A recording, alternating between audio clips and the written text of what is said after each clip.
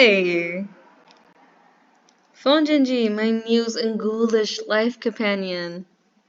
How fareth thee on this fine spring morning? All the finer for seeing you. Hubba, hubba. Okay, not sure why that came out of my receiver. I've never said that before in my life. Please don't tell anyone that I'm like this. Look, honestly, hubbas and what's not aside, I'm just super stoked to see you. That little demon, he's... Little Billy, I beseech you, could you please go bother literally anyone else in Dialtown today? Well, yes, I could, which is what makes it all the more special. I swear to phone god, you low center of gravity hobgoblin. So, what you gonna do about it, huh? You can't physically attack me, Plaid Daddy, not unless you want to get sentenced to life on an electric chair. Fonjinji, I implore you. Murder him with your bare hands. I'll back up your alibi, please. Alright, enough. Scram, you hooded gremlin. Or what? Come on, man. You know I'll cartwheel you and your formless gonads. Fine, fine. I got some weird looking bug I found under my dad's mattress to fight under my magnifying glass anyway. Ciao, bozos. Oliver, shouldn't he be in school right now? Is this one of those fable week ends the old ones prophesized about? Nah, as far as I know, little Billy's got suspended recently for turning the staircase in his school into a makeshift water slide. Oh, that doesn't sound so bad. He didn't use water for the part of the water slide. Juvie would be too good for him. He needs to be government contained. Thanks for scaring him off, by the way. That one, he scares me. Anything for you, Oliver. Anything, you say? So, I take it that you are indeed willing to assist me in filming this groovy feature-length picture, then? I'm willing to direct the movie with you if that's what you mean. It was indeed what I meant, yes. Oh, by the way, Mr. Dickens should be passing this ear counter any moment. I'm gonna ask him to relieve me from my post so we can finish filming the movie. Anything I need to know before I make a fool of both myself and of you? Specifically, yeah, there is one thing actually. I might need you to back me up on the itty bitty film of mine. Hell yeah, man, I love sitting down the fucking lie. Hey, now, I don't exactly see this as a barefaced lie per se. More so of a subtle little less black and white. Let's spill the beans, man. What's up? So, like, I haven't really been as honest with Mr. Dickens about the progress of the film as I should have. He thinks it's basically finished, doesn't he? Wow, right on the money. You should be on a green diviner or some sort. Say, any idea what next week's winning lottery numbers might be? I'm sure there'll be a 3 in there somewhere. Any idea how many 3s there'll be? Probably at least one. Right, thanks. That's my pension plan sorted then. Oh, shit. Look groovy. Here he comes. I'm gonna have to do it the worst British accent, man. Tally ho, gents! Friday, Ford afternoon, innit? Oh, right then. I believe introductions are in order. Fonjinji, this is my groovy mentor, employer, and good pal, Inverness Dickens. Charmed. Mr. Dickens, this is Fonjinji, my green friend.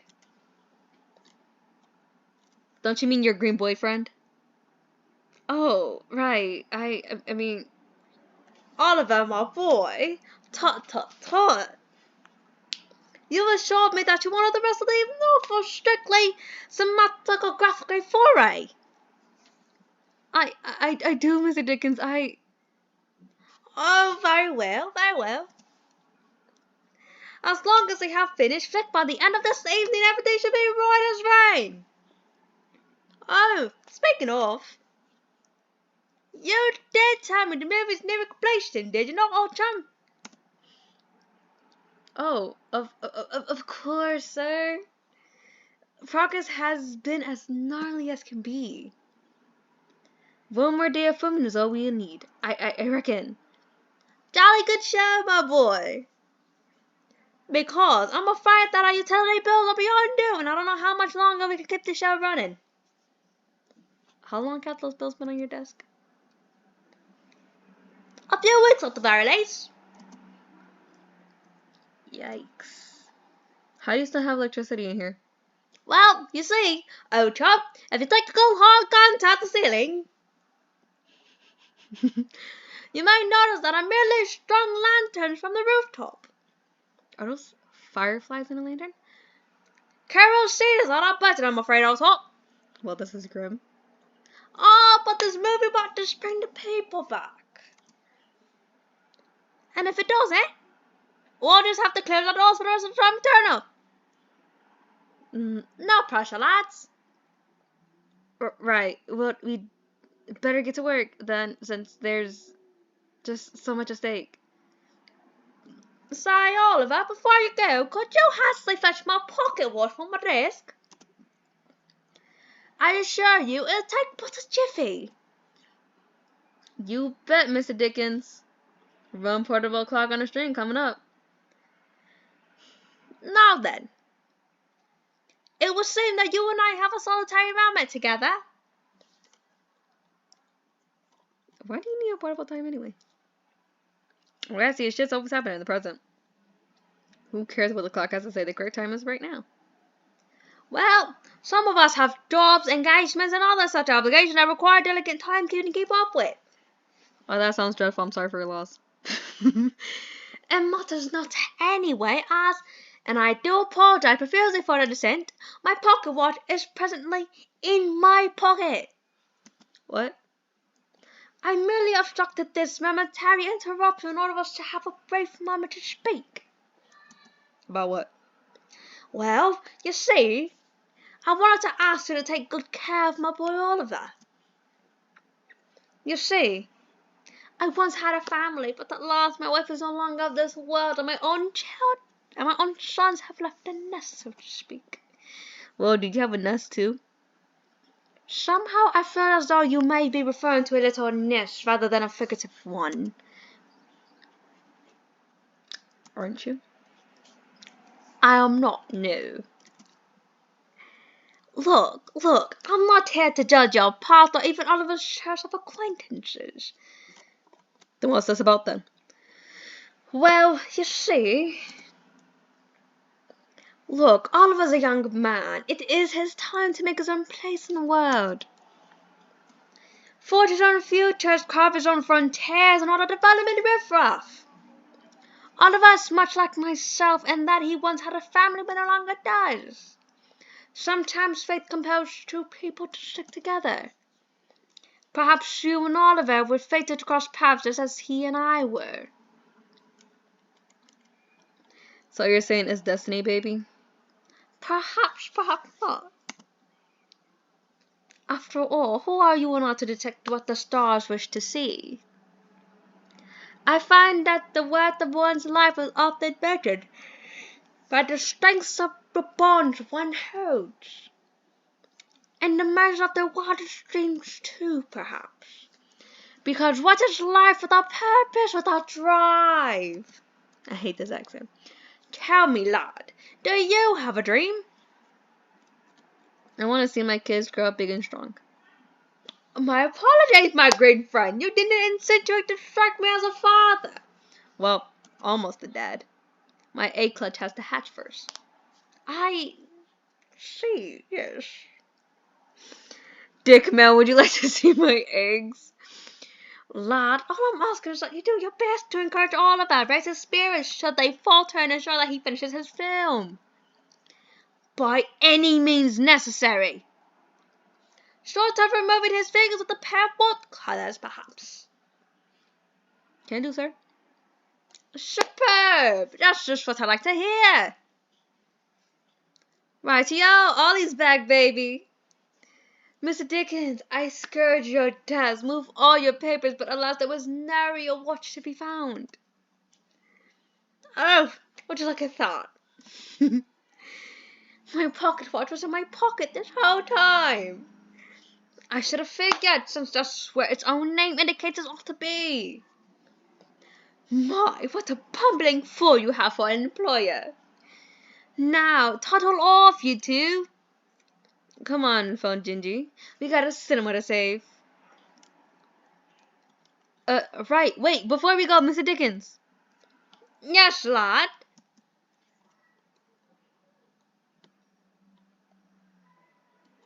Does your phone box have like an even smaller phone inside it? Why, you perverted scallywag! You can't just ask a gentleman about his bloody unmentionables. I mean, we'll just get going. Bye, Mr. Dickens. Nice introducing you too.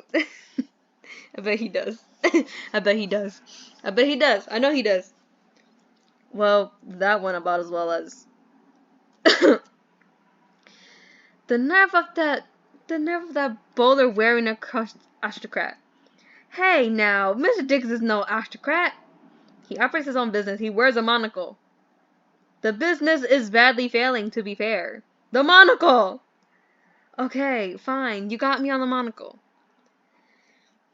To play Dickens' advocate, you did ask him about his unmentionables. What, his tiny phone? Yes, that! Mr. Dickens is a gentleman, you know. You can't just ask him about his... Oh, who cares about social norms and about society's spurnful notions? I'm crass, I'm vulgar, I'm a man! I care. Not in general, but I do care about what Mr. Dickens thinks. He's given me a hell of a lot. He's been totally gnarly to me. Really don't want him thinking I condone. Hell, I'm just glad that we still had the day off the film after that embarrassment. Because, boy, if we didn't. Read about that? What now? Well, if we're making a movie about you, then what we need is lore. Lore? Oh, you know. Information about you, story content. Something for the audience to chew over. Are we going for Gaps or Pants wedding?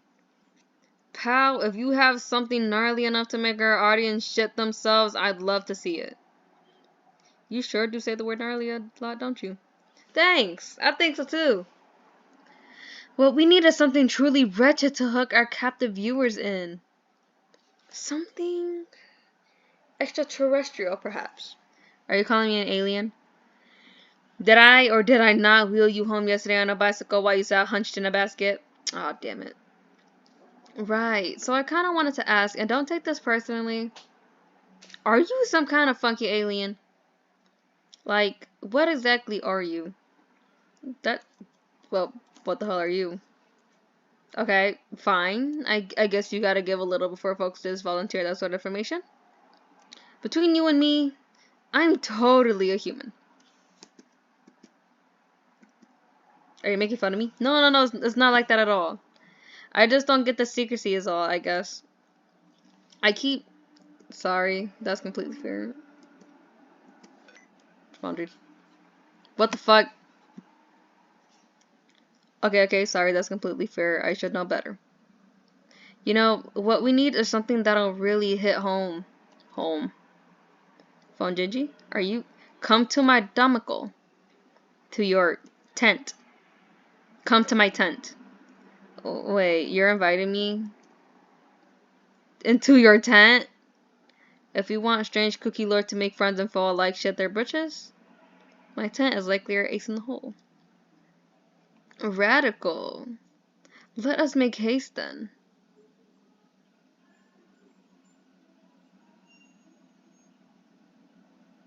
Welcome to Casa de la Mimi. Feel free to piss anywhere that isn't my box bed. I will instantly acclaim it via feeded red urine stream if I must. Though if you do shit in the corner, do wipe before sitting on any surfaces. I'm not an animal after all. Whoa. I'm in your lair. Eee! I mean, like, yeah, right. This is like gnarly and dark, I guess. And you're doing a adorably poor job of heading your segment. Aw, shucks. I mean, is this really intriguing, you know? You have no idea how long I've been wondering exactly what your lair looked like, you know? You mean for the last 36 hours or so? Yep, and boy, what a day and a half that was. Right now. Right. I'm now, in fact, brandishing my camera, so let's get to filming then. Right on then. What should I be doing? Do you want me to do a dance? Well, is it a good dance? No, it is not. Alright, scratch that then. Oh, hey, maybe we should record some actor commentary for like the press release and junk. Sure, I don't see why not. Epic, let's get her done then. Can you state your name for the camera, sir? I see. Let's move on from the commentary idea, maybe. Move on to something that doesn't place my pricey equipment near anywhere near that mug of yours. Yes, fair. So what now, Chief? I guess you could just can it? Can it? Like a dog? The only dog I know practically well is also a man and a hobo. And God. Yeah, don't act like him. People cross the street to avoid him. You don't like God? The dude begs for change when he could literally just conjure up matter at will. That's peak laziness. You gotta marvel at the hustle, though. Look, just do whatever you normally do whenever you're at home for an extended period of time, okay? I can take full nudity. I take it full nudity might be a touch too lewd. You are fully nude right now. It's getting me sweaty. Sorry, do you want me to poke a sock over my... You're just making me sweatier. Don't yell, there's sleeping swanlings nearby. Sorry. God, this is devoted into a romantic comedy. Maybe we should just film one of those then. Fun God, we're already muddled up and directionless.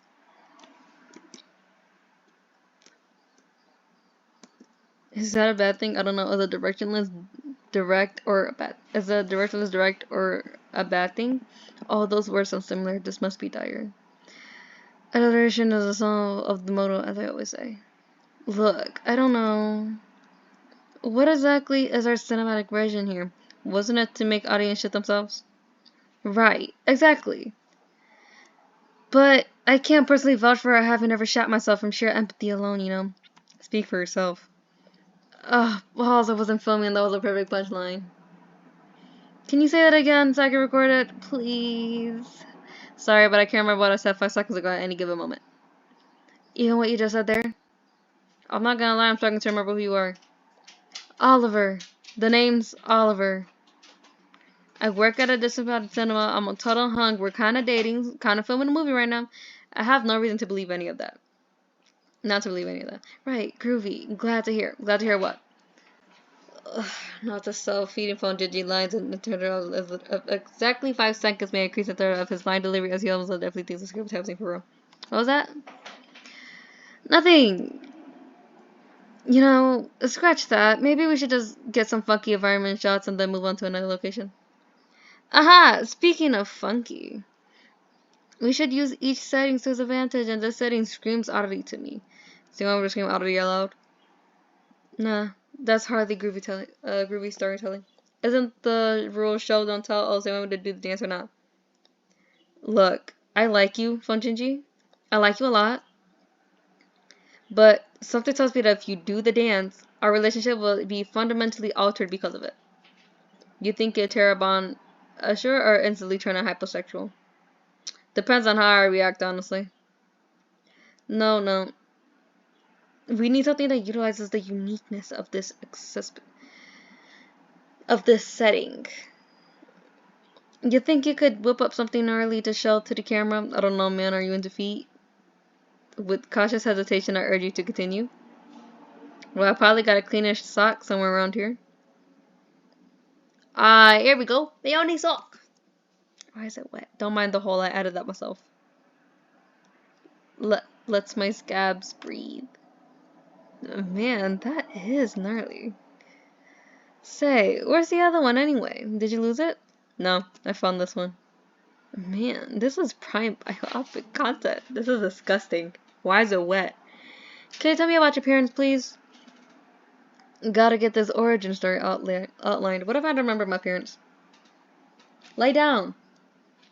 Well, we could work the orphan angle. Is being an orphan fun? Take it from me. Losing your parents is the most fun you'll ever have. You get to eat gruel. I do love free gruel. Nah, I'll just make up something. The orphan sticks too cliche. We're going for originality, aren't we? Originality, and we're making a bath-size wad of solid cash. Yes. Cash? Yes. I'll just make up something tragic on the spot. Alright, then. Ready when you are. My name is Son Jinji. I was born and raised in an oppressive shoe factory. Day and night, I manufacture shoes for feet I would never even sniff. Okay, odd criteria for tragedy, but go on. The shoes themselves were made out of poverty. Okay, we get it. Your life sucks. Give us the information. I slept in a gigantic pair of clogs made for an ogre in Denmark. What era is this set in? You say it as if there were ever ogres in Denmark. Does the timeline matter? I suppose not. Besides, have you ever been to Denmark? Not specifically, no. See, you can't say crud then. For all we know, ogres are real and Denmark isn't. That doesn't sound correct, but I don't have enough data to refute it. Plus, the ogres are wrecked constantly. Okay, no. No, not the ogre. Damn it. Is nothing sacred to you? Is ogre lore, pal? I would not allow you to target my vision. The ogre's dong stays. Okay, look, not to sound rude, but this is not working. Is it too out there? Out there? Pal, I'm having weird thoughts about the ogre now and I'm getting all sweaty and I am honestly worried you awaken something in me and I don't like it. Oh boo-hoo, just someone get sweaty from visualizing ogre weenus. Let us never think about this fabricated origin story ever again, thank you. How's the film gonna start then? Maybe we just need to start later in the story. Well, do you honest get what happened previously without context?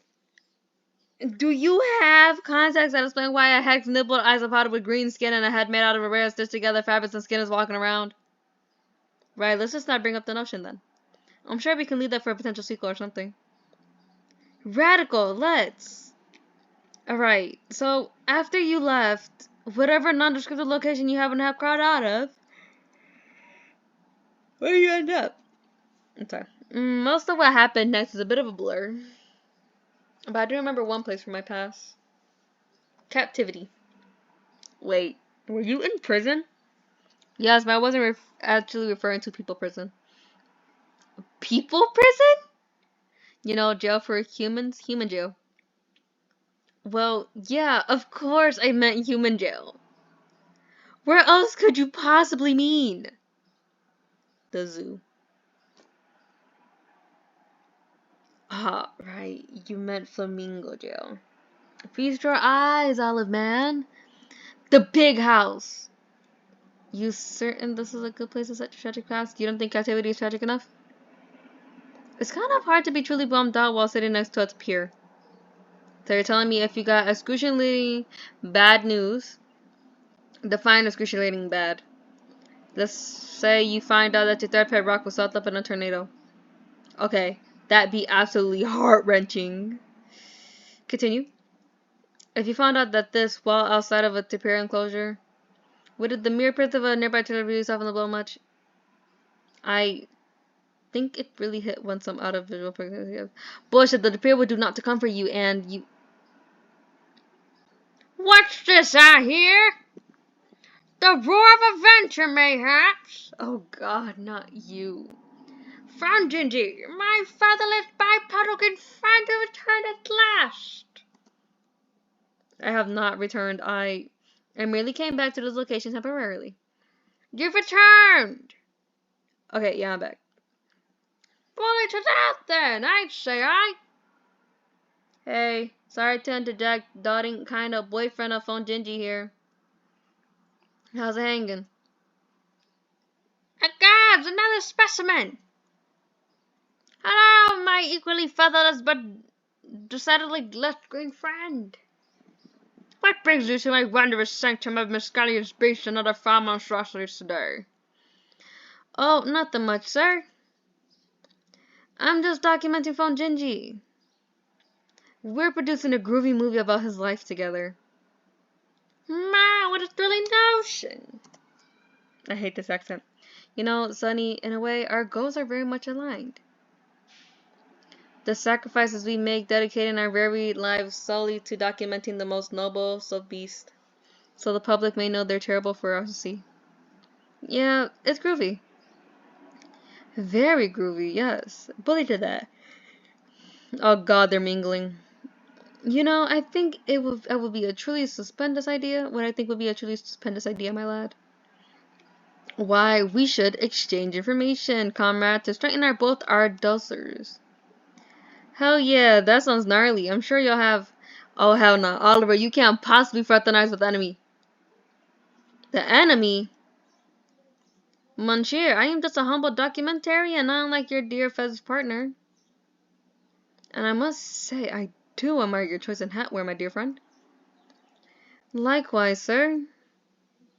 Say, how would you like to be on our film, Mr...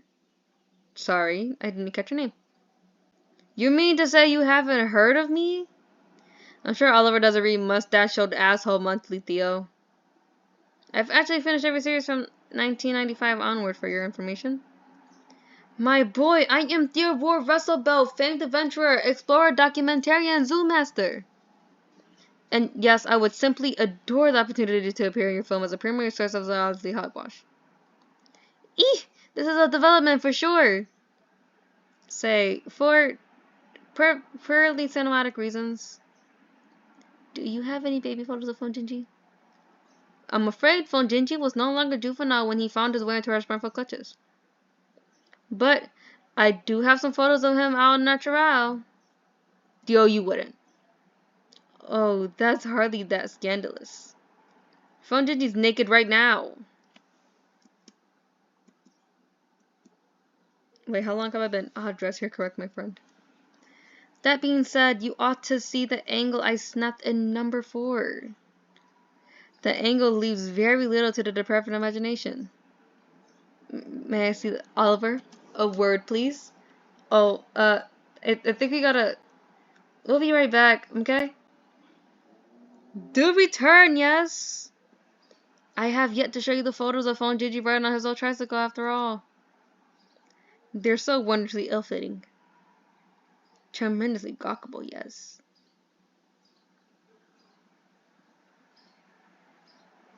Say, are you doing okay? You kind of flipped your lip back there. Yeah, well, duh! You were chit-chatting with my former captor. Oh, right. Yeah, sorry, I just realized how bad that might have looked. But, hey, he said he wants to be in the movie. Isn't that... If you put him in it, I walk. Unless you, like, put devil horns on him and dub his footage to make him say dumb shit. You know, that does give me a groovy segue into the golden question. The golden question. Well, yeah, we gotta consider villainy.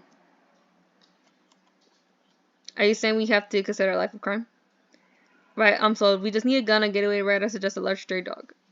Nary all women shall be shared from our combined muggling wrath. How did we get to... No, granny muggling. We're discussing cinema. What I meant to ask was, is our movie gonna have some kind of maniacal villain? Don't most stories have villains? Yeah, I mean, most successful stories seem to have some kind of hurdle for the protagonist to overcome. Yeah.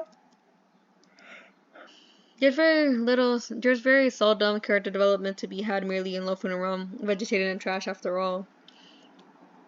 Oh, don't you want to join me in the trash, holding hands? Okay, maybe that can't be a entire scene, but I could squeeze it in somehow to use a shooting us, maybe. Gay. But does that truly sound like the making of a compelling story to you? Maybe I gotta overcome something first. So my dutchery feels deserved or even earned. You might just be onto something. Well, what's the alternative? Well, back on the villain train? It is a fact that almost every story has a grand antagonist of some kind. All action comedies have bad guys after all. That must be it. After all, action comedy is the artisis something something. I'm telling you, all great stories have antagonists. Right, most real world's love story features mother-in-law. Yeah, now you're getting it. What you need is a nemesis. Who could that be? Well, wouldn't Theodore seem like an obvious candidate? No, I don't want him in my story after all. I don't know, man. Ground yourself. Think about how hammy that dude is. He'd bring a lot of gnarly energy to the role and give him the satisfaction. Hard pass. Well, alright, you pitch a villain. You pitch a villain then. Who do you see as a villain of your story? Um, Little Billy. Okay, look, I'd love to take that brat down a peg, but this is your story, not mine. Oh, come on, don't you remember what I told you in the subway? That yard high shitlord got me arrested for child labor law violations. Oh, yeah. What a runty scallywag. I know, right? How very rude of him. Salutations. Might you need some assistance? No. We got it all under control, Theo. Hurls died himself from my proximity. Thanks. Right ho, bully to that then. I just say we have you prance around in spandex and call it a day. Okay, that's a deal breaker. Why? What's wrong with spandex? You do not want to see how the first incarnation of this movie turned out. This is your second attempt at this. That sounds like something you should have mentioned earlier. I was hoping that if I pretended it never happened, eventually I'd just forget. I can still hear the stretching of spandex against my groin in my nightmares. Sorry to hear. Mine is just a familiar screams. Far less emotionally complicated. Oh, maybe this is pointless. I mean, can we really reduce the struggles depicted in a complex narrative down to a single antagonist? What if the true villain was society? I'm not sure that the film we're trying to market to the general public should be about how unpleasant the target audience is. Nah, hear me out. Maybe it's people's perception of me. I can't see it because I'm me, of course. And you can't see it because it's a view you don't happen to share. Huh, maybe you're right. You think we need some complicated explanation shot showing... Fuck it. I'll just start a movie with a paragraph of Comic Sans text on a solid color background. With the explosion out the way, we could just focus on the actiony stuff. Oh, see, there's the issue. Define action because technically the decomposing is action. Let's say general movement activity. Yeah, no, that's not me. Oh, come on. Surely there's some way we can use this groovy set to art. Oh ho! What we need is footage of your daring escape. It's the ideal narrative point, the missing link. How about we ask Theo for the CCTV footage? Firstly, then speak to him again. That's my suggestion. Right. And secondly, I might have coded the lens of the nearest camera to my coded with silly putty. What? Why did you? To cover my tracks, of course. Oh, right. Duh. Didn't Theo notice you were missing though? Nah, I just left a burlap sack of potatoes on my bed. Wow, this place really is. A sneaky lemur, particularly crafty dingo could get out of here no problem. Where do you think I got the idea? Huh. Okay, so crazy suggestion here. What if you enter one of the nearby enclosures and I just showed you climbing out willy-nilly? We could totally just slap a camera overlay over to it, pass it off as your actual daring escape. Wouldn't that be fake though? You realize that almost every movie is just people lying on camera, right? Would audience believe anything we filmed so far? Right, so let's do this. Right, excellent.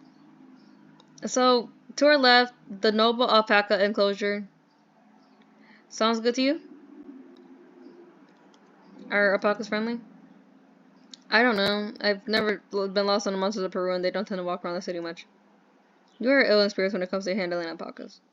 Yeah, it's definitely a skill I tend to embellish on my resume. Alright, so what's in front of us then? Judging from the cardboard cutout, emu. Right, that's not a deal. I've been closer to an emu than I've been to a alpaca, admittedly. They're kind of like feather dinos. Swans are also feather dinos, in fairness. Right, but imagine a man-sized swan with a gun for a head. Right, I've heard enough. We were fools for thinking to weaponize them. If another emu war kicks off, we'd be annihilated. Hop into the emu enclosure because if I do the alpaca one, I'm just gonna die. Alright, it's time to take the plunge.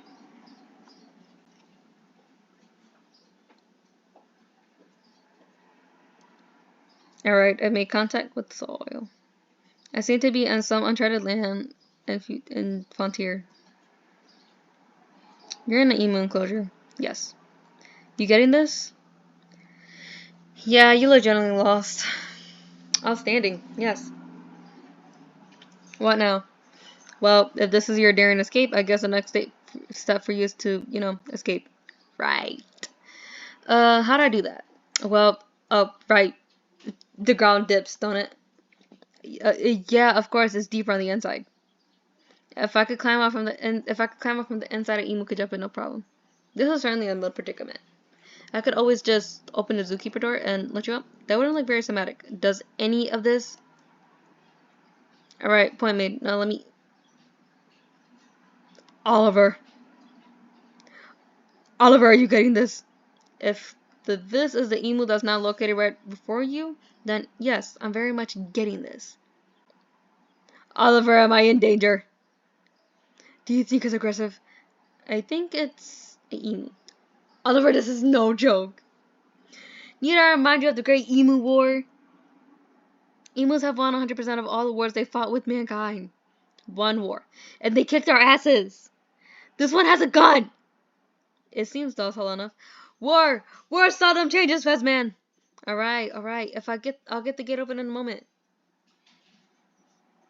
Oh god, it's just standing there. Menacingly! I somehow doubt that the emus are capable of malicious... Oliver, I think it's attempting to trap me here. You could step around... Oliver, I think the emu's working with your roar. Dude, just step around. Oliver, I must duel for my freedom. Hold on. Right. Cameras in focus. Do what you have to...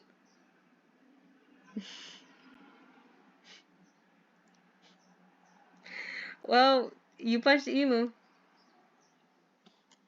Now do it again in a heartbeat. God, I love you. I mean, yeah, groovy. This is good stuff. Dude, this footage is top notch. This is totally the last piece of footage we needed. Our ace in the hole. You really think so? I mean, it might be kind of hard to portray the footage as a heretic moment since the raw footage is just heartbreaking footage of you assaulting a massive but docile cotton ball with legs. But I'm sure with a few jump cuts, some borrowed shots from Stanley's docile attack of the emus, I can string something compelling together. Yeah, I think we're done here. To be frank, I'm a bit worried that Theodore Roosevelt might press charges against us considering you just assaulted one of his specimens. Oh please, he loves punching animals. I'm sure he punches emus constantly. Fucking inviting him to the premiere. He adores his trash. Right. Okay, I guess that's one guaranteed Patreon for opening night. Man, am I pumped to get this movie finished. Absolutely stoked. I gotta get back to the cinema, get to editing this for tomorrow night. I am not gonna be getting any sleep tonight. But hey, I'm sure if I go long enough fall asleep, I'll be too out of it to feel the impending string of failure, right? Hey, before you go, I want to ask you something. Oh, shoot. What's on the cards, my groovy dude? So the cinema's like definitely haunted, right? Allegedly definitely haunted. Yeah, why? Has anyone ever died in Buddy during this operation? Oh, now that you mention it, yeah, there might have been an incident or two. Nothing out of the ordinary, though.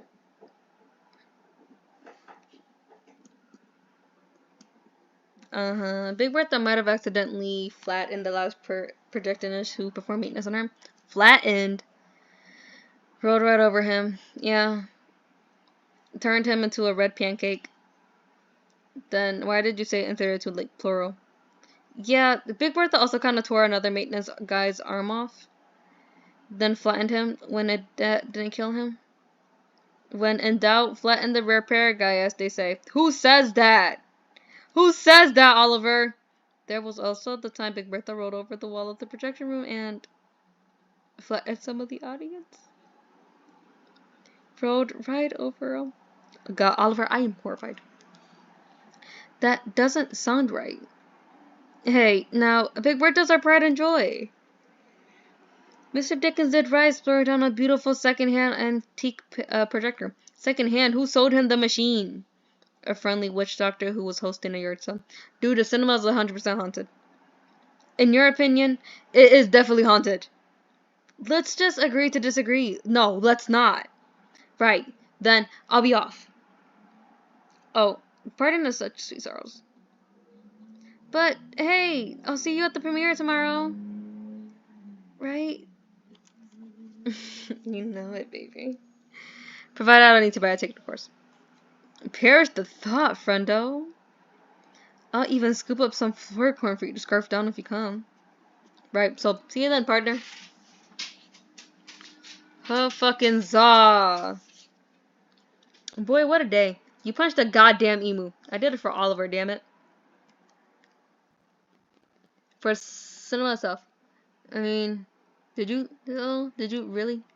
That's what's that supposed to mean, bud? I mean, are you really certain that this movie is gonna achieve anything other than being a resounding flop? Well, Oliver has faith in it, so you know, I do too. Oliver also has complete faith in a squalid cinema he works at, in fairness. Faith is good, though. Religion has been historically kind of popular. He's relying on a miracle, though. It's blind faith. I get that the air in this place is practically obtuse, but he doesn't seem to see any further than his own dial pad. Right, but he's not doing this for himself. He's doing this for Mr. Dickens. Do you think that Mr. Dickens really believes in Oliver? I'm sure he does. I mean, he's given Oliver so much, right? Right. So it's completely in character for him to indulge Oliver and give him a last-ditch attempt to save the cinema, knowing he loses nothing if the movie flops. I'm sure Mr. Dickens just doesn't have the heart to tell Oliver that is pointless. Alright, you disembodied destroyer of dreams. What's your plan then? What's your point? What do you want me to do? I don't know. Maybe try to temper Oliver's expectations at the premiere tomorrow? You can let him down gently so he has time to come to terms with his unraveling fate. Is that the right thing to do? Part of loving someone is being honest even when you know they won't want to hear it.